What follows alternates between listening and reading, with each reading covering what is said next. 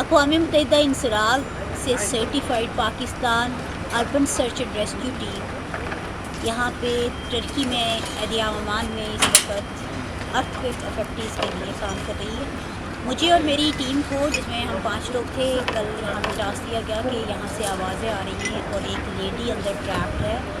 تو جب ہم نے اس کو انڈر دی ربل اس کو ایکسیس کیا تو وہ بہت ہی تنگ جگہ تھی اور وائڈ بہت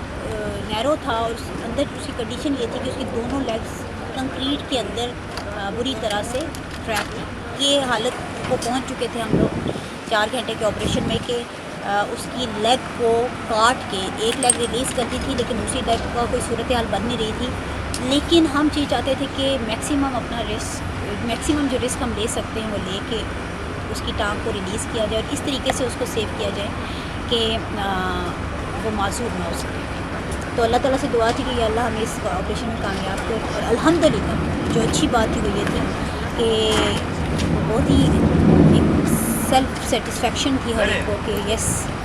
ہم نے اس کو ریلیز کیا، اس کی دوسری ٹانگ کو، اور اس کو باخیر و عافیت اسپائن بورڈ پہ اور پھر ہاسپٹل میں، اور باہر اس کی بیٹی سے جب اس کو ملوایا تو ملنے کا مومنٹ تھا. اور وہ اپنے لوڈ ونس کو آفٹر 57 آورس کسی کو زندہ دیکھنا اور پھر اس ڈیواسٹیٹنگ ارتھ کویک میں دیکھنا، اٹس ریئلی میریکل.